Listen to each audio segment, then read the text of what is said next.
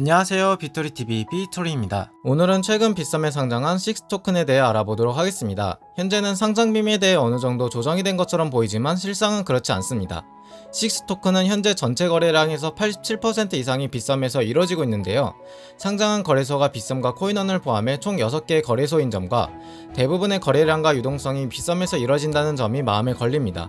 물론 빗썸에는 4월 27일날 상장했기 때문에 폭발적인 거래량이 나왔다고 볼 수 있겠지만 전체 거래량의 87% 이상이 빗썸에서 이뤄지고 있는 점을 보아 앞으로도 빗썸에서의 거래량이 전부일 것으로 보입니다. 게다가 식스 토큰에 대한 자세한 설명을 하기 앞서 토큰의 가장 큰 목적을 말씀드리면, 식스 토큰은 주로 식스 네트워크 프로젝트를 위한 자금을 모으기 위한 것으로, 물론 식스 에코시스템에서 내장 통화로도 사용되지만 해당 토큰의 자금 조달의 목적이 더 크다고 생각이 듭니다.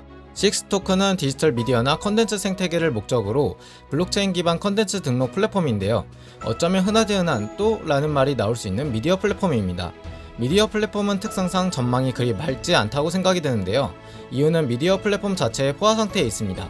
포화 상태의 미디어 생태계에서 사용자들은 유튜브 같은 1등 플랫폼은 이용하지만 이제 막 성장하고자 하는 플랫폼은 이용을 잘 안합니다. 물론 성장이 불가능한 영역은 아니겠지만 지금은 투자에 대한 얘기만 해보자면 포화 시장에 뛰어드는 미래를 알 수 없는 기업에 대한 투자는 조심스러워질 것입니다. 식스 토큰은 컨텐츠 생산자와 플랫폼 이용자들을 위해 탈중앙화 시스템을 만들었는데요. 수수료를 없애고 수익성을 높이며 디지털 자산을 관리할 수 있게 몇 가지 플랫폼을 만들었는데 간단하게 소개해보겠습니다. 우선 앞서 언급한 디지털 자산 관리의 핵심이 되는 데피닉스가 있습니다. 데피닉스는 펀드 관리 어플리케이션이라고 볼 수 있는데요. 투자자들이 투자를 하면 트레이더가 이를 관리하면 자산 운영이 가능합니다. 다음은 식스브릿지가 있는데, 식스브릿지는 데피닉스의 보조 어플리케이션으로 다른 브릿지와 유사하게 이용자의 식스 토큰을 동일같이 다른 코인으로 교환해줍니다. 마지막으로 식스월렛까지가 디지털 자산 관리에 해당하는 어플리케이션인데요. 식스월렛은 평범한 디지털 지갑의 역할을 수행합니다.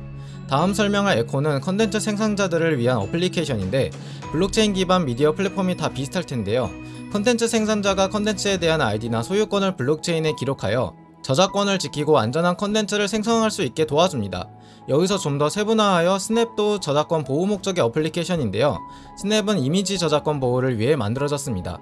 결론적으로 식스 토큰은 다양한 어플리케이션을 통해 컨텐츠 생산자나 이용자들에게 디지털 자산 관리 또는 저작권 보호를 효과적으로 해주는 플랫폼이라고 하는데요.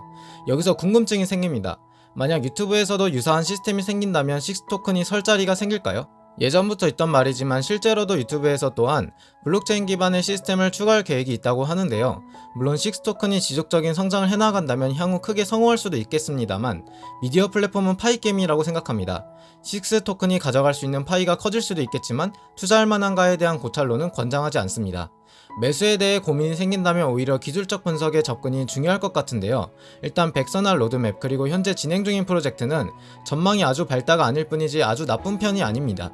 그렇다면 결국 다른 김치코인처럼 어느 순간 슈팅이 나올 수도 있다는 생각이 듭니다. 하지만 저는 여전히 긍정적으로 바라보지 않습니다. 이전에 AI워크의 경우 동남아에 대한 목표 타깃이 존재했지만 식스 토큰은 공룡 기업들과의 파트너십이 아니라면 좋은 성과가 생길지 의문이 듭니다. 영상이 도움이 되셨다면 구독과 좋아요, 알림 설정 부탁드립니다. 감사합니다.